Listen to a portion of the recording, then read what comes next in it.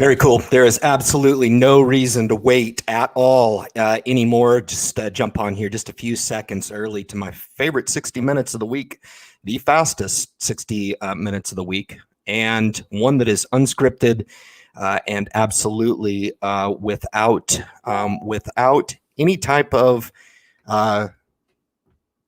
predetermined topic. Tonight, I really want to discuss something that's very near and dear to my heart. I kind of got put on this topic a little bit by reading a book that I just started. I'll finish it up tomorrow. But for you guys who have ever tried this, it's an interesting read, very, very simple, by Nick Murray, Simple Wealth, Inevitable Wealth. And for the aspect of this book that discusses the investing piece, right on the money. Okay, absolutely right on the money. I like it. Unfortunately, about a part of this book, I want to rip the pages out and just omit it from the book. So it really speaks to the black and white of fundamental investing for the long term. He really talks about some interesting things, the difference between an investor and a bondholder in respect of being an owner as opposed to a borrower of your money. So I do recommend you get a hold of it. It cost me $10. I'm not really sure if it was worth the excitement when I got to the financial planning piece to the book, because I got a little hot under my skin.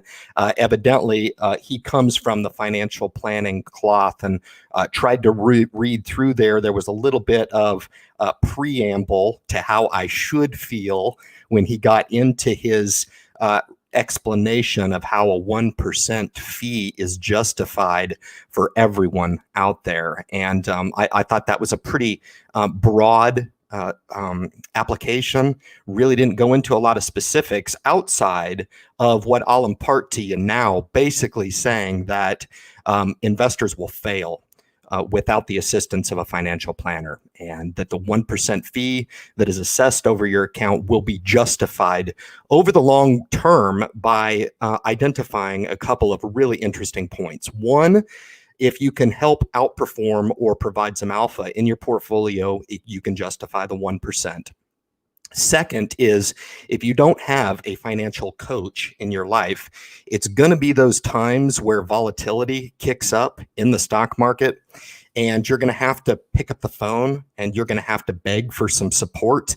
I, for one, give people a lot more credit than that. I really do. I've always contended, in the niche on the Independent Investor channel is such that you can take this and adhere to some ironclad, proven fundamentals in investing. And if you understand a few things about what long-term investing is, what historically the stock market has provided or rendered as far as opportunity to stock market, you will really understand. If you understand the 5-year rule, there's been no period of 5 years in the history of the stock market that's had a consistently down after a period of 5 years. So really, really interesting statistics there. And it begs the question, why do so many people fail at the stock market? Because that is the truth. And I can tell you from the pulse of how good the stock market's been over the last couple of months since it bottomed at the end of March, I can tell you that the level of animus toward investing over the pulse of the community has been absolutely nil. I think people are happy when they're making money, and they're usually pissed off when they're losing money. And that is usually a loser's approach to the stock market. But here's the thing. Within the first couple minutes of this live stream, I do want to provide some information, that of which I've put out through the history of the channel, absolutely, and try to solidify, from my perspective, the math behind justifying, acknowledging how important it is not to just look at the 1 in 1%, but also the percent sign after and the implication of such. So I'm going to kick over. I just want to share my screen with you. I've done these throughout the history of the channel. And honestly, guys, this really tells the story here. Really, really incredible here. If you look at this column, this is going to be your total overall contribution over the course of your life. This is a 40-year lifespan here. And I've got a guest, Eric, with Millipreneur, who's going to be coming on a little bit later, young investor. and just an advocate for getting involved in investing or building personal wealth for themselves at an early age. So you guys are going to want to stick around after this kind of walkthrough. I'm going to bring Eric on at about minute 20 or 25 or so, and we're going to have a back and forth and give him the opportunity. I have left the links within the description. So if you do want to kick over and help Eric in his mission, build up his channel, you're certainly welcome to do so. But this fee structure breakdown here on the Trading Academy is super important. Here's your 1% fee that Mr. Murray was so adamant in the book about justifying, basically saying that all financial planners have wings and that none of them will steer you wrong. I don't really care so much about that, to be honest with you. What I care about is the difference between a 1% fee over the course of an investor's life or time horizon, which I've earmarked here at 40 years. You can come in here on your own and adjust these to make sense. If you want to argue with me, you certainly are welcome to do so. I don't make this up. This is math. I think I would trace this back to somewhere around Aristotle. So I'm not the one that invented this, but I will point out here, 0.03 is any of your standard total market ETFs. I think VTXUS or VTSAX probably has a 0.04 with their Admiral shares in a passive program. But 241 remains consistent here. And the difference here between that passive approach, eliminating that fee, will render you 1.25 million here, 968 here. So about 370,000 if I'm doing the quick, 270,000. So well over $250,000 of difference here by justifying this 1%. So, you know, just keep that in mind, man. If there's any type of takeaway from my message that I really want to get through to you guys on this deliberation, is to make sure that you understand that it's not always about the perfect stock that you own. Matter of fact, he does a really good job of talking about that in this book. And that's part of it that I really resonated with, is that there's way too many investors out there trying to figure this gig out. And this is not one of those things that you need to try to figure out, okay? There is no perfect investor, nor is there a perfect portfolio, nor is there a perfect stock out there. So stop trying to figure it out. Try to identify that if you're going to enter into a position or build wealth, make sure that you can understand your definition of risk. Why? Why are you doing what you're doing? So many people want to come to me and they want to say, Ryan, is this the right stock? Is this the buy? Is this a buy right now? Is this a buy right now? Right now? I don't know. I never would know the answer to that. And a big shout out to Matt Money, who's in the group tonight for sure. And I want to just give Matt his due kudos, because last week on his live stream, he did a really, really good job of addressing this question, and it really influenced me. And I just wanted to shout out Matt, because I get tired sometimes for people just coming onto a YouTube channel like mine or his and just expecting to be provided answers. And I think sometimes they are questions that are generated from a very genuine place, but I think they're somewhat ill-founded. And I think you really need to find that right question for yourself. In other words, does a particular holding make sense for you? Does an investment make sense for you? Does the level of risk that you're taking on by investing in a specific ETF or stock make sense for you? What is your investing time horizon in relation to the stock picks you're putting into your portfolio? What is your goal? Why are you investing in the first place? And I think some of those are some of the more deeper questions that we want to be asking, as opposed to just kicking on to my or any of these other YouTube channel creators and expecting just to be provided all the answers. Guys, I just gave you a rundown of the difference between a 1% and a close to a 0%. For you guys that saw it, the very few that paid attention, it's life-changing information. So within the first 10 minutes, congratulations, you're empowered. Within the first 10 minutes, you've heard me say that if you're investing for anything less than 5 years at a time, which at a minimum is considered long-term investing, you're not investing. Okay. You're not. You're speculating. Okay. So many people want to come on and they want to justify certain moves in the stock market. And they always want to say, well, the market's going to do this or the market's going to do that over the next couple months or even years. It doesn't matter in the short term. It really doesn't. What matters is defining your investing time horizon and making sure that you're putting the appropriate level of risk to work in the stock market for you, not for me, not for any other YouTuber out there, but for you. That's what's going to be what makes sense for you guys. So those tried and true proven avenues in the stock market were really, really important. And I do encourage you guys to pick up the book for sure. Take a read on it. It will help you divide what it is I'm talking about on the investing side of the house, and also what I contend is very, very important with the wealth preservation of your money. I contend that if you're going to be an investor, you might as well do it at the lowest cost to you as the individual owner. You won't regret that you did it when you reflect back on your investing strategy going forward. So super, super important. Just wanted to roll that out. The second shout out of the night for sure goes to JMac Investing as well. JMac ran a super good live stream on Wednesday. I don't even see JMac in the group here as I quick scan through the group, but ran a really good live stream on Wednesday, and just wanted to give a quick shout out to Jason as well.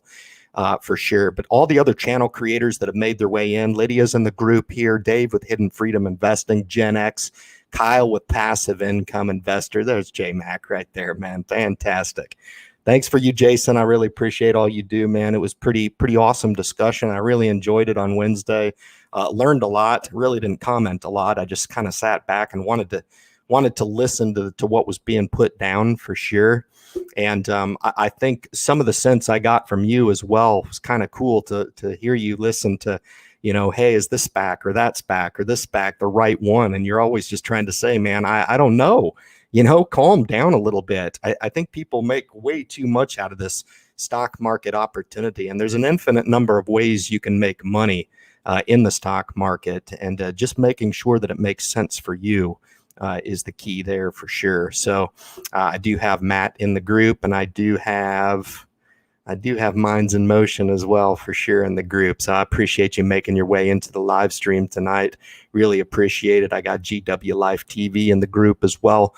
All featured channels of mine, and just appreciate the heck out of you guys. I did have some killer questions that came through at the beginning as well. David Yardigans had a really good conversation going at the beginning. He asked me not to do a 30-minute intro. Let me give you just 1 minute, okay, of my perspective on that. I put a lot of value in folks that come in here and they're like, hey, man, I just made my first $20,000 or I just made my first $10,000 mark. That's why I do this channel. I don't do it for me, and I don't do it to provide individual stock investing analysis on a live stream. I don't do that. I do it to foster an environment of people who are interested to coming on and being part of a support community, because what Nick did talk about here, and that what I did not miss, is that sometimes you do need some support. And while the pandemic has been pretty hard on a lot of investors, when I came on and I said, hey, hold true, I didn't really understand the level of that impact by just encouraging people to stay the course and remain strong and steadfast on their program. That affected a lot of people. And sometimes that support is needed. And it's really, really important for people to hear that stuff and to be provided that level of support, and making sure that the only way to be an investor and win long-term is to be a passive long-term investor. It's just that simple. It is the ironclad way. It is the only way that has rendered true wealth in the stock market going forward. And I can only wish that everyone in this community hears me out on that and really looks to adhere to that program, man. It's one of those things that you have to be absolutely devoted to and stay the course during times of volatility. And it's good on me, man, for expressing my concern with the fact that the stock market is, yes, very good at certain times, but it can also be very, very humbling at times. So I have fair expectations of the market here going forward, and we'll live to fight another day together as a group. Very cool. I've got all good in the group. I've got Kyle with financial awareness for sure. Kyle, good evening to you, my friend. Hope all is well with family. Awesome to have you, man, for sure. Got Gen X dividend investor in the group here, one of my absolute faves. And then last week's guest here, got Blood Phantom. Are you going to be able to sleep tonight? All good. And just talking amongst the group. Alex is part of the family here. Just an awesome live stream I had last week, man. It was really special for me. I had a great time with Alex for sure. He's welcome on the channel at any time. So very cool. David did hit me here with a question about trying to get me into ARK Invest because Kathy Wood can see the future. I also know a USC grad. He played for the Pittsburgh Steelers. His name was Troy Polamalu. He was just inducted into the Hall of Fame as a safety for the Pittsburgh Steelers. You might have heard of him. He's a friend of mine. He also graduated from USC, and I think he would probably agree with me that telling the future is not possible. I'll let you think on that for a bit. All right. So if you're looking to invest in somebody that tells you that they can tell the future, I would adjust your compass. Cool. All right. Very, very cool. So I did drop the link in as well for Eric. I'm going to bring him on and we're going to kind of start the dialogue, and I can go through the comments as well this evening and really give Eric an opportunity. We had a great discussion before we came live tonight. It was a lot of fun for me, and just want to do my part because at the end of the day, guys, you know, one empowered investor really helps to embolden this community. And there's a lot of people in here that are experiencing success for themselves because they've got the mental attitude and the approach to this gig dialed in correctly, the way I insist that you need to be. And I'm not one of those folks that says that everybody's going to fail at investing. As a matter of fact, my approach is 100% contrary to that. I believe that the masses can, in fact, succeed at investing, but there's just a few ironclad things that you're going to have to do over your portfolio for the remainder of owning your portfolio to make sure that you're gaining the success that you're seeking in the market. So I'll bring Eric on here, and we're going to start the live stream here and have him introduce himself to you guys. So very cool. Eric, you got me okay, man? Yeah, can you hear me? Yeah, man. Welcome to the live stream, my friend. I really appreciate you taking the time. And you know, as we talked before the stream, you as a younger investor and entrepreneur yourself, you represent a lot of success for a lot of younger people. So I give you the floor, man, and give you the opportunity to say hi and kind of let the group know where you're coming from, what type of investor you are, and what they can expect from your channel. Yeah, absolutely. Yeah, thank you for having me, Ryan. I really, really appreciate it. My name is Eric Lopez. I actually live in California in the Bay Area. I'm a recent graduate of Cal Poly San Luis Obispo, for all of you guys that go there. Nice, man. Yeah, I appreciate you having me. I started my YouTube channel back in March, just kind of as an experiment. I also have a blog called the Millipreneur blog. I started in January also. And the idea was that, you know, when I was 18 years old and I Googled how to invest, I just got so many different articles and I had no idea where to look first, right? So really what I wanted to do was be able to essentially create content that is easily digestible for, you know, 18-year-olds and up, right? Or just anyone in general. So that's why I created my channel, and my goal one day is to be able to monetize that, but that's obviously not my primary goal. My primary goal is to be able to, like I said, share that content with each and every one of you that is easily digestible.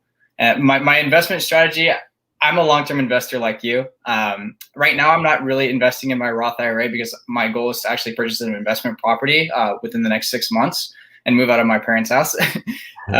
And yeah, but after that, I'm going to be investing in my Roth also. Yeah, very cool. I mean, it's interesting that you talk about I think there's an overload of information now, Eric. I'm not sure if you'd agree with me on that, but there's so much information, and that can be a good thing. It can also be kind of overwhelming for a lot of new investors. And I think it helps to have folks like myself, and it helps to have advocates for you that are starting your wealth building journey so early to help advocate for really a lot of younger folks. I mean, I can help anybody. It doesn't matter if you're 70, 80, 90 and you want to invest, that's fine.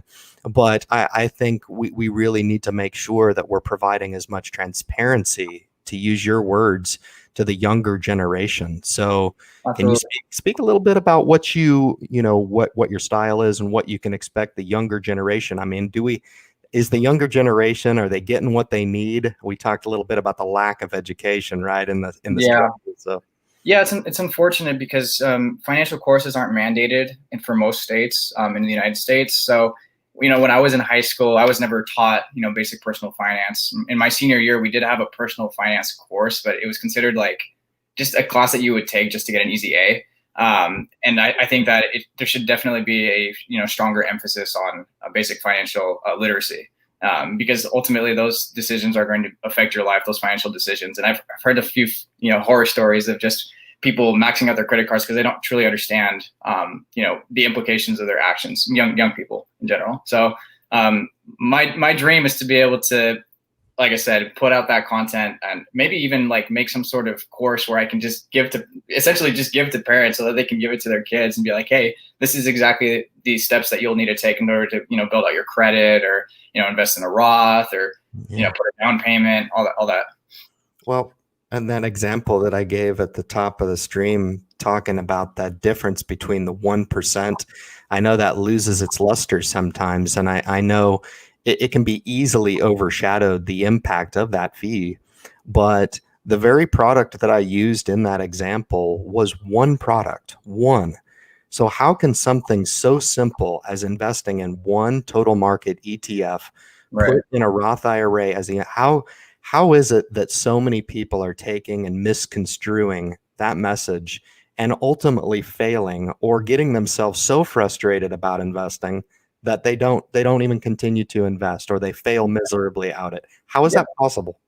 Well, I think it's because there's just an overflow of resources. Like there's so many resources and so many different approaches and just misconceptions as to what investing is, like you had said, versus what speculation is.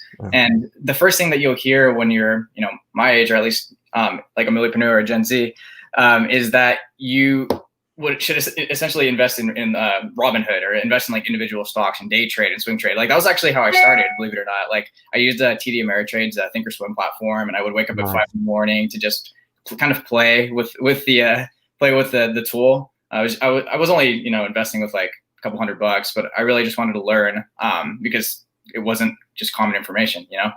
I went out of my way to figure it out myself. And I also looked at different YouTube channels, but those are like day and swing trading, like YouTube channels. So I've since shifted my approach to long-term investments, and just understanding that investment is always going to pay back. There hasn't been a time where the S&P fell after 20 years, right? So that's my approach to investing. And I think it's hard for a lot of people because it's kind of like that instant gratification feeling where I just want to get rich right now, as opposed to I want to invest for my retirement. It's not as exciting.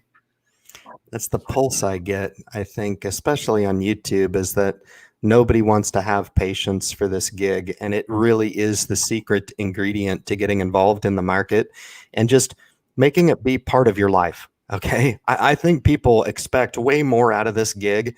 I would wish nothing more than for people who are interested in investing than to take that first $1,000, put it into a nice diversified index fund, and allow each and every day to come and go.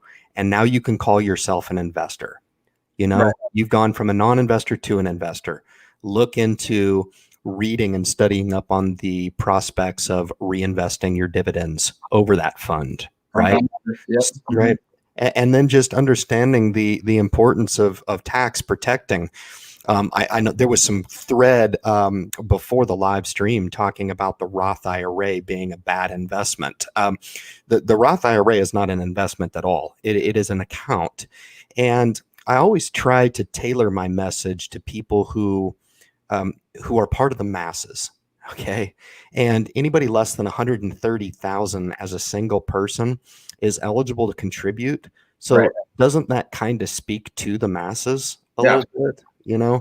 And so I just think that's the applicable message there that people need to understand, you know? Yeah.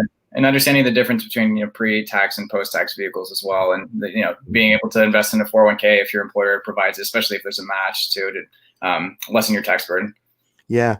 So you were telling me a little bit about, and what struck me, man, is that you live in an interesting area. One of my favorite cities, man. San Francisco is amazing. The Bay Area has got a special place in my heart for sure. California as a whole, but I haven't been back there in a while. But I know it is expensive. Oh yeah. Well, rent has gone down 13% in SF, but that's because of these extreme circumstances. Sure. And you've got a little bit of an initiative. I get this question all the time. Ryan, should I invest in the market to save for a down payment on a house? And I have my own perspective on that. I think they should be kept separate. And based on our discussion, it seems like you're doing kind of the same. You want to keep, can you talk a little bit about that? Because it's interesting. Yeah, well, I'm just going to be 100% transparent. After I got out of college, I moved back in with my parents because that just seemed like the most wise thing to do. So I'm working full-time in sales for a marketing technology company out here in San Francisco. And pretty much every dollar that I'm making, I'm just putting into a high-yield savings account with Capital One. So I'm keeping my Roth IRA and my high-yield savings account very separate, my investments very separate. And eventually what I really want to do is be able to put a 20% down payment on a property somewhere in the Bay Area, preferably like Concord, Martinez area. Houses are going for between $600,000 to $700,000 right now. So that's my plan, is to do that so I can essentially move out of my parents' house and start building. That's some big money, man. And, California is not indicative of the rest of the United States for real estate. You're kind of in a utopia there, man. I wish you all the best. I really do. I think you're pretty enterprising, and I think it's really cool. You've got a pretty good stack there. I was able to check out your blog website, and it was really good. If you haven't checked out Eric's blog site, you can go over and check it out, man. Subscribe to his message as well, certainly through the YouTube channel, to see if we can gather him a few subscribers.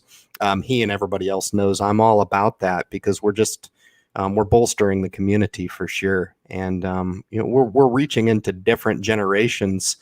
You being in your early 20s, I just think it's super important that you're helping to, share the message that you can take this topic and make it a little bit more serious. You can make it a little bit more of a priority, and you're doing that and juggling a full-time career as well. So, kudos to you, man, for sure. Yeah. Thank you so much. I appreciate it. Welcome. Very cool. So what do you do? What do you expect out of your investing style and strategy? I mean, have you got to a point where you're somewhat comfortable in what type of strategy you're going to pursue as a young person? Yeah, I think so. Like I had said previously, like I'm just thinking about the long term. The number one thing that I heard from people that are, a little bit or a lot bit older than me is that they wish they had started sooner. So essentially what I want to do is be able to get to those, millennials and Gen Zs and younger people in general and help them prior to them, like making that mistake of just waiting too long. I'm pretty comfortable with my approach. I know it's not the flashy lifestyle, like, get rich quick thing. It's not very exciting. It's exciting to me, but it's not mainstream, right? Yeah, right. So yeah, I think that the long term is definitely what I'm looking for. And ultimately what I want to be able to do is just build up my portfolio, not only in the stock market, but also in real estate. Really what I want to do is rent out the property, like rent out additional units in the property and then live in like the in-law. So I'm looking for, duplexes or like houses with an in-law unit as well. So I would live essentially in the in-law and then rent out the rest. And then I can make my YouTube channel, YouTube videos in peace. Nice. Can you talk a little bit about what you see out of the YouTube experience? We had some pretty killer discussion, and hopefully I was able to impart to you some words of I don't want to even say wisdom. It's just I've been doing this a little while, and I've kind of seen what works and what maybe doesn't work. Sometimes what you don't think will work actually works. It's kind of a cool thing, but I've always explained it as starting a business with very little overhead. Yeah. And what are you looking to get out of that? Yeah, honestly, I just want to build a community. I wanted to build a community. I call them the millipreneurs. I wanted to build a community of millipreneurs that are just well educated on the basic financial vehicles that they can invest in. And I just wanted to make it simple, right? For a lot of people, finance isn't the most exciting topic, and I guess that's like I said, it is to me, but for many people it isn't. So I just built a community where people can openly talk about these kinds of things and make it much more mainstream, if you will. So it's not just so much like I'm going to Google this and try and figure out how to invest myself, right? But I'm also an advocate for reading. I think that you have to definitely do research on top of that. Like I read the Bogleheads books as well on investing. I think that's a really great place to start out too. I would agree with you. I think the more you read, the more you'll be like, I mean, I didn't mean to be so critical over my recommendation of the week for sure, but you become more critical and you become more certain about where authors are coming from, what styles they're trying to promote. What I've found interesting in all the investing knowledge and books that I've read and articles, I read daily on investing, and it's amazing how a lot of common themes will come up over and over and over again, no matter who you read, Yeah, and absolutely. I typically try to gravitate toward, those fundamentals, those secret sauces to the recipe that work, dollar cost averaging and why you do it, Right. diversification in the portfolio, Mhm. long-term perspective in the market. I just think YouTube is a trove of people looking for short-term validation. Yeah. The comment that I just put up there about ARK ETFs turning back 70%. Last time I checked, they weren't doing that good. Here's the thing. If you're going to invest in ARK ETFs, or you're going to invest in the S&P 500, or you're going to invest in diversified international funds, emerging markets, total market funds, whatever it is that you're going to invest in, all right, the point of, and a good point made in this book, is that there is no perfect investment. And people will take the ARK ETF opportunity, since that's what the comment is about, and they'll make it a success. They will. But here's the thing. If the number of people who are going to get exposed with these higher than average volatile ETFs, right, that are invested in some higher beta, higher growth names within the funds, and they're only going to get scared off at the first sight of a drawback in the ETF, then what is the point? Right. Those are the very pitfalls that we're looking to avoid. And I'll just say this. It's great if they're making 60 or 70. They weren't doing that when I checked it just a month ago when I made my video that I took a bunch of heat for across YouTube. I mean, it was like I was a bad person, okay? And I always like to come home and say, dude, this is just investing, okay? Calm down a little bit. It doesn't have to be so consuming. Right. But if it's going to make you 60, 70%, and that's what you expect out of it this year and next year and the year after and the year after and the year after, and that's what it ends up doing for you, I'll be your first champion. Okay. I'll be the first one to say, hey, great job. I hope you get to ride that chariot of fire into the horizon, like you're envisioning this product is going to take you. That's great. I'll be the first to say great job, because I don't look at this thing as a competition. Right. I do, in fact, look at it as a challenge to yourself. Okay. So if this product makes sense for you, great. I'm all about it. If it doesn't make sense for you, then don't try to look for validation from me, because I hold the portfolio that can justify, owning these ETFs. I just choose not to. It doesn't mean I'm a bad investor, and it doesn't mean you're a bad investor for investing in them. You just got to understand your risk. Does it make sense for you? So Yeah, absolutely. I completely agree. yeah, good stuff, man. Well, good stuff. And well, what else? I mean, I'll open the floor to you, man. I mean, this is your opportunity, Eric, man. We kind of talked a little bit before we came on, and it's super important that we don't define this investing opportunity as something that most people get involved with and fail. I think the landscape has been structured in such a manner that people don't really have any other belief structure than to be scared about stock market investing. Right. Is this something that young people need to be afraid of? Absolutely not. What would be your process for introducing, if there was a young investor that was 20 years old watching this live stream and watching me and you throw down on a Friday, what would be your advice? And then I'll take that question for action too after you've had an opportunity.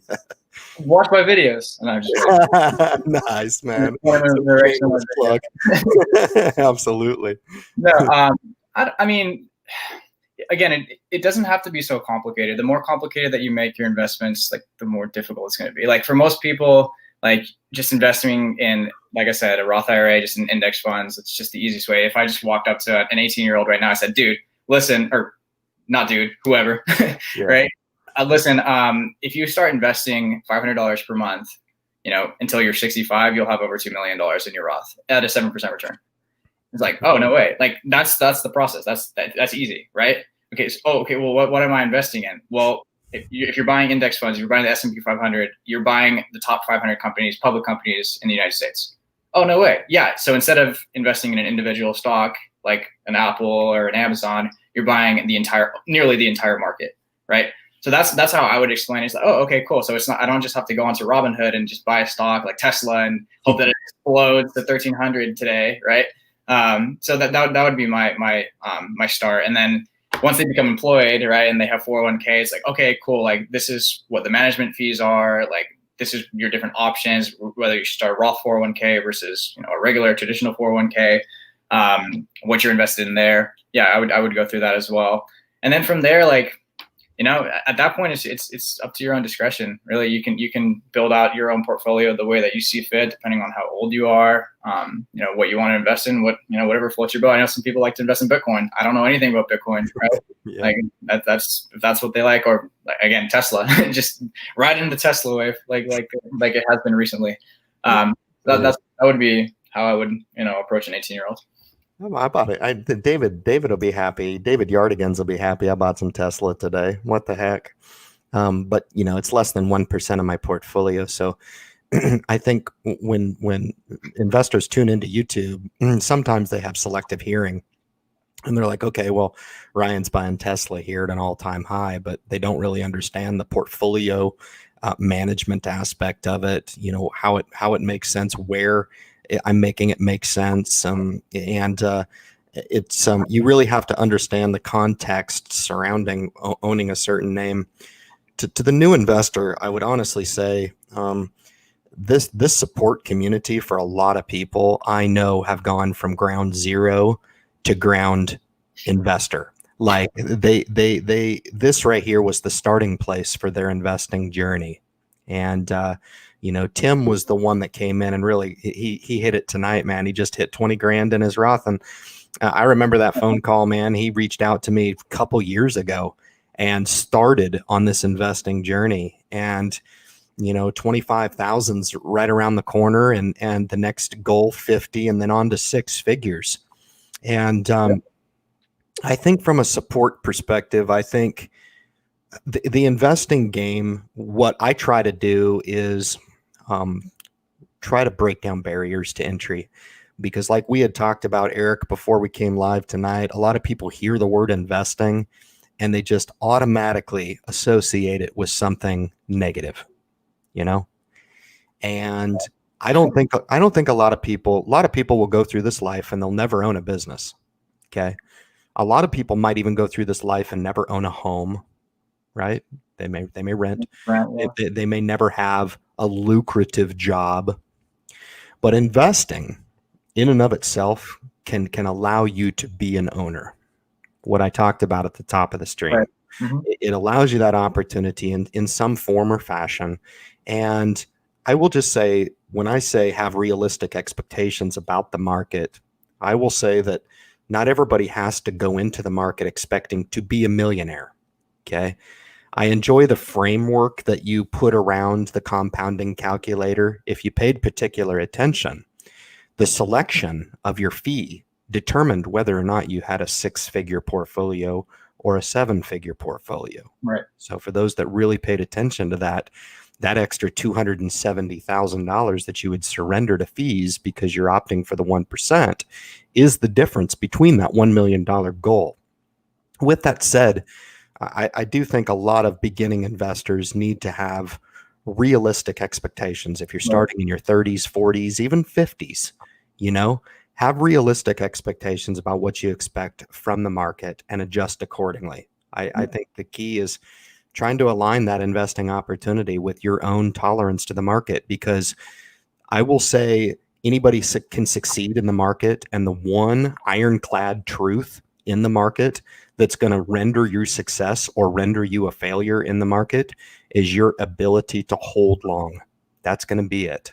Yep. It really is. And when you're tested, that's going to be really what comes down to your success, is your ability to hold strong. And sometimes a community like this can help with the support piece and helping people through those rough times, I think. So.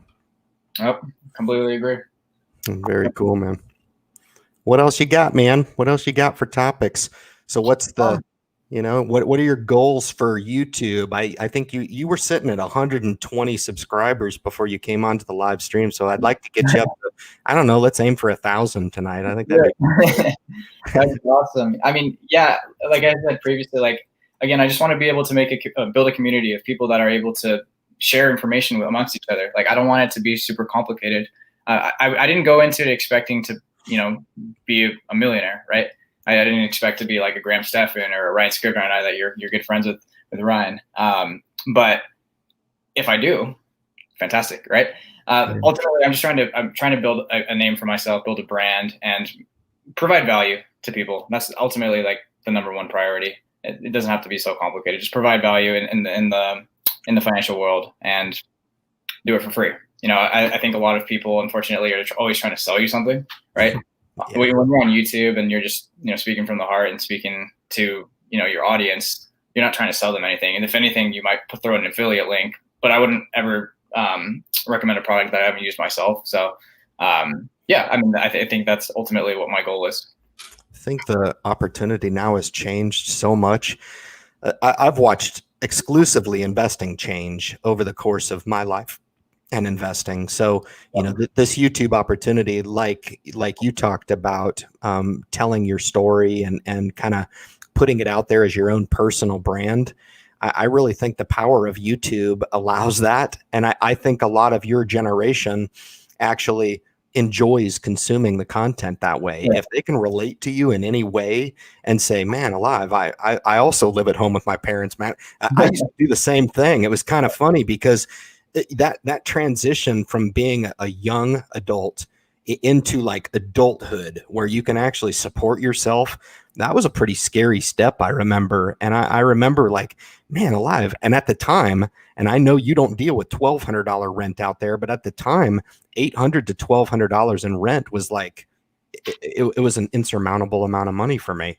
And that was just to pay the rent. Then you got to eat. And it's like, yeah, maybe I'd like to have a car, and then I got to pay insurance and gas and everything else. I think my point is, life in and of itself is scary. And I think for a young entrepreneur like yourself or somebody looking to kind of get started on something, because, being complacent isn't in the cards, man. Yeah. Right now is the time to take risks. I mean, I'm not providing for anyone at the moment. Right. Like, I don't have I have my family, but I don't have a family that I've created. Right. I think that another thing that really hurts millennials and Gen Zs is just the cost of college right now.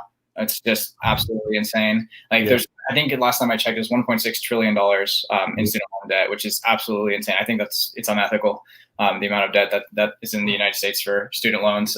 So I myself went to a community college for the first 2 years, and it's kind of unfortunate because, like, I remember growing up and like being in high school, like it was kind of like people saw it going to community college kind of in a negative way, like, because you don't get to live the college experience and go off and party, right? But for me, like, I didn't really care. Like, I just wanted to be able to learn actually and understand, because I didn't even know what I wanted to major in either. Like, I actually wanted to go to law school prior to getting into sales and starting this financial YouTube channel. I wanted to go to law school. When I went to Diablo Valley College in Pleasant Hill, and then I transferred over to Cal Poly SLO and majored in political science, which politics right now are insane too. So I'm sick of that, right? So I wanted to just, again, start a channel where I could provide that information to people, where there's not fighting. Maybe there's some debates and maybe there's some ideas of what a good investment is and what isn't, but not like verbally attacking each other either. Yeah, I know.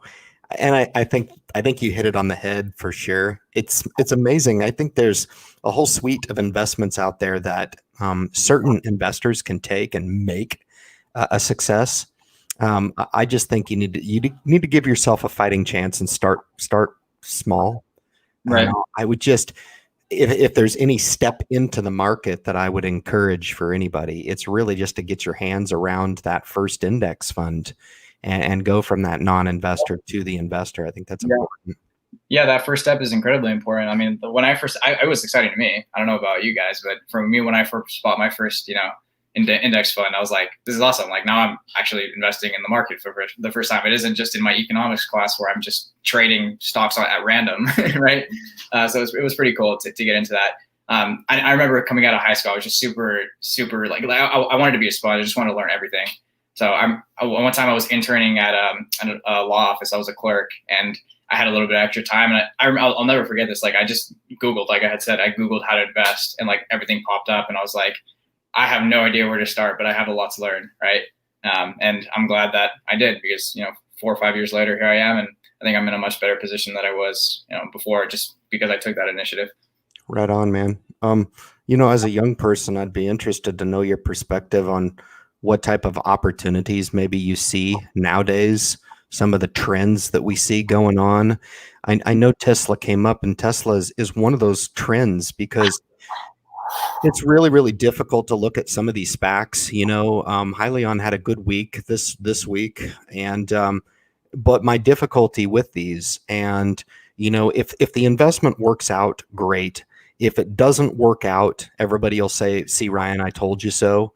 And in both cases, you would be right. You really would, because it's extremely difficult. I know JMax live stream, there was a lot of talk about sentiment, and there was a lot of talk about like news, and there's even articles that are being written around Hyliion. And as good and as bullish I am on the company, I'm like, do I really want my money in something that isn't fundamentally based? There's not 1/4 of tracked earnings. They have an addressable market that they're going after. That's exciting. But how does that equate to the bottom line? So I think for me, separating the value investing piece to some of the speculation piece and having fair expectations of both, I think that's some of the excitement. And It's taken me a while to get my head around Tesla being more than something that I can really put good value on.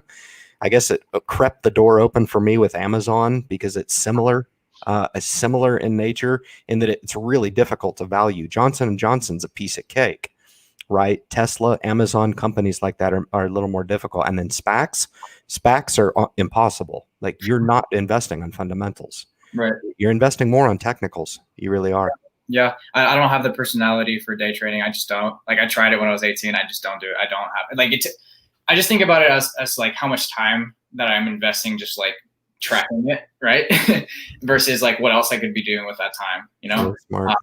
For me, like I like commission-based things. Like I like sales, because I can get paid for like how much I sell. So for me, that's just like a better return on my investment on my time, right? Just doing that, not working per hour, but instead working for commission. I think that's a piece of advice I would give to someone young, is like work in a place where you don't necessarily have to work per hours, or like work for dollars per hour. You can work for commission if you're able to sell something, or even just be like, I'm a sales development representative. I don't even have to close anything. I just set meetings, and I convince people. Like I cold call and cold email people all day, so that they should take a meeting with my account executive. So, and it's making me pretty good money, and ultimately I'm going to put that money into a house. So that's my first starting point, learning how to sell myself. That's pretty awesome. So you do a lot of cold calling and that? Yeah. I deal with people that don't want to talk to me on a daily basis. No way. Yeah, so having you hear that you actually want to talk to me, it's a great feeling. Jesus, I don't know if I could do that, man. To be honest with you, so. It's the same though. Like you alter your script a little bit, but it's like, it's pretty similar how you're going to approach it. And Also, another trick that I'll do is like if somebody doesn't answer, and I'll just listen to their voicemails. If they sound really nice, then when I do finally get them live, then I'll like be all bubbly and like try and get them laughing and stuff. If they're like straight edge, like no, like you just tell in their voice, and you just like get cut to the chase as soon as possible. So some things that you learn in sales. So what do you think? Are you knowledgeable enough to comment on the stock splits that are coming up with, I say, the value play in Apple and the trend play in Tesla?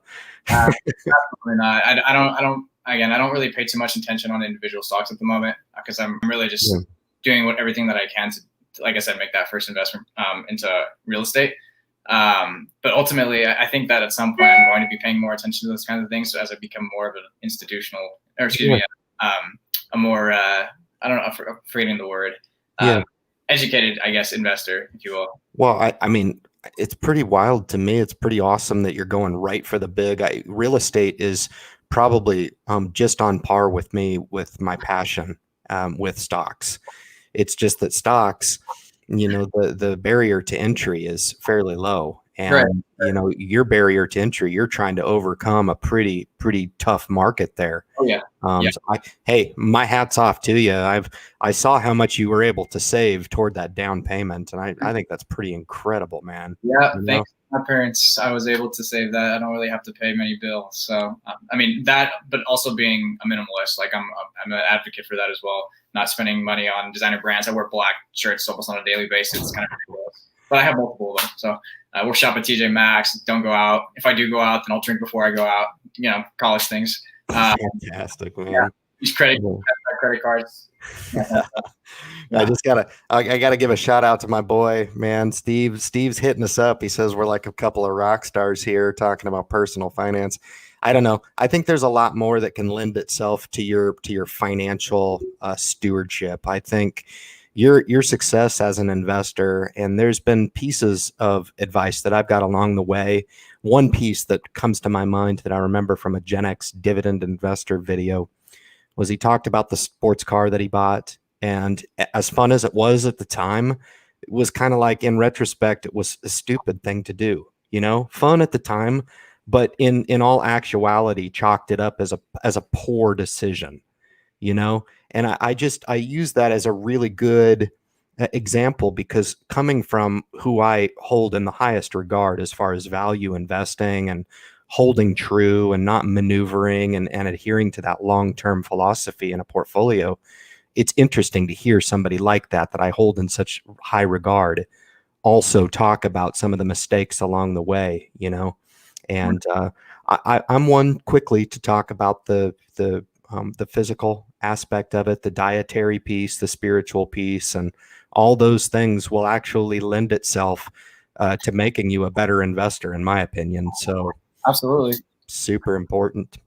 So Eric, man, we got a couple minutes left. I'd open up the opportunity for you to just give your kind of closing remarks a little bit and invite everybody to check out your channel. It's just a pleasure to meet you tonight, man, for sure. Welcome here anytime. So I'll give you the floor, my friend. Take it over. Yeah, thank you so much for having me, Ryan. Really, this is the first time I've ever done anything like this. I'm putting myself way outside of my comfort zone. So. Nice. Wasn't as bad. Was it as bad as you thought? Well, I didn't think it was going to be bad. Nice, man. But I think that it went just as well as I could have expected it to go. I really appreciate that. Yeah, feel free to follow my channel. You can just Google the Millipreneur. My stuff will pop up. It's pretty cool. For me, I never thought that would happen for me, and I've only been doing it for a few months, so that's kind of cool. Wow. Yeah, if you want to have some easily digestible financial content, yeah, feel free to hop over onto my channel or subscribe to my blog whenever you guys can.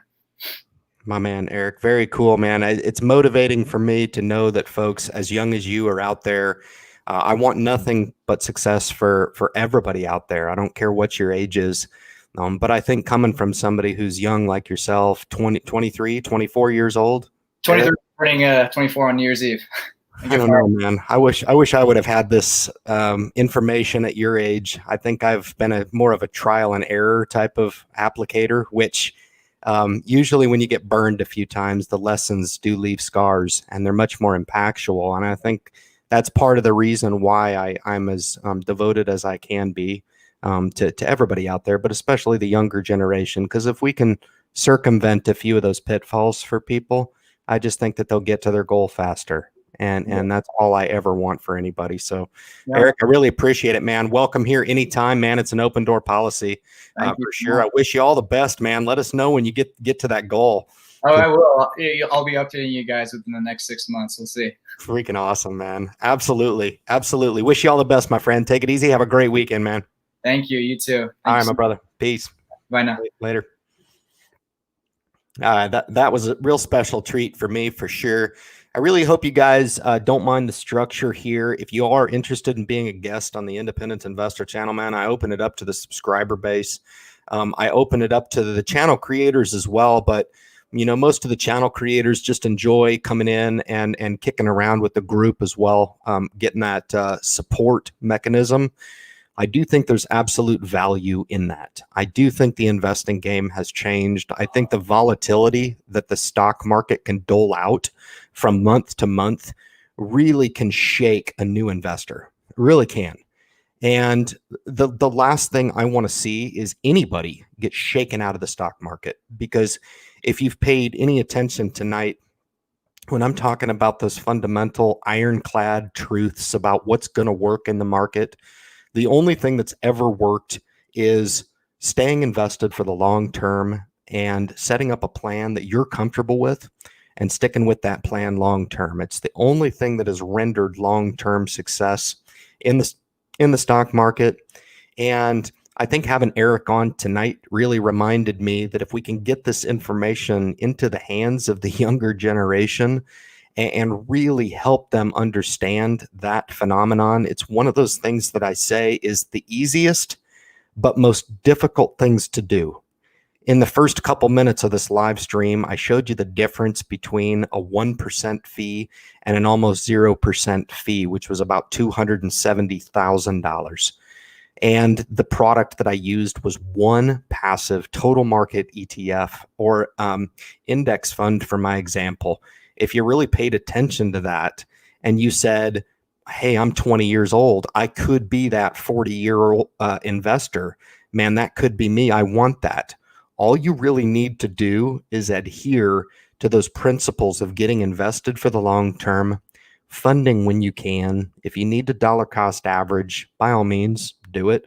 If you want to strategically buy the market on dips, do it.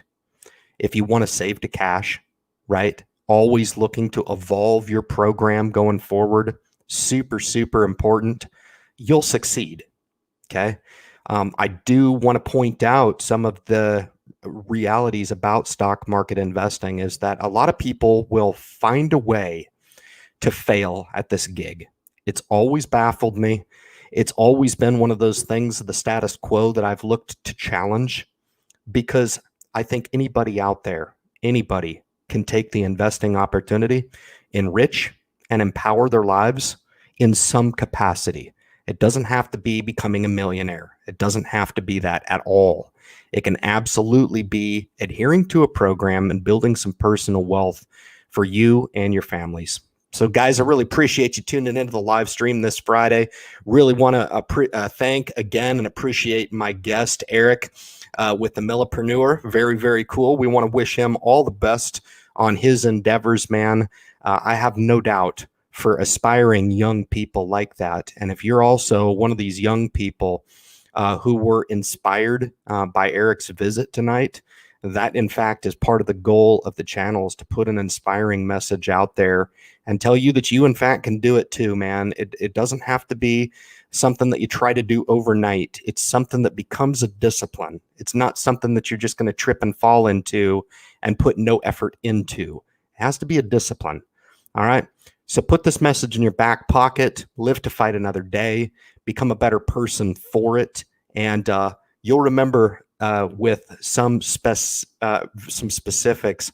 the time when you were introduced to becoming a self-directed investor in your life. There's no doubt about it. It is in fact life-changing. I promised at the top of the live stream within 60 minutes that I'd provide enough content to be life-changing. I believe we've done that. No doubt about it. If you want to check out more of my content, I've been pretty active on the podcast. You guys, if you're not part of the podcast community, you're missing out. All right. I give a 30-minute message per podcast on there. I'm starting season 2. If you haven't caught season 1, I'm rolling it out in 10 block installments. And all you got to do is kick over there and consume the content. Join the Facebook group. Follow me on Twitter. Follow me on Instagram. I give some pretty unique product rollouts. Also, the independent investor group, no doubt about it. We've got some robust wealth building going on in that group, no doubt about it. So, guys, as usual, we'll be back next Friday at 9 o'clock Eastern Standard Time for the Independent Investor live stream. Appreciate all you guys, man. Be safe, be well, and we'll check you next Friday. Thank you so much for joining the live stream tonight. Be well, guys.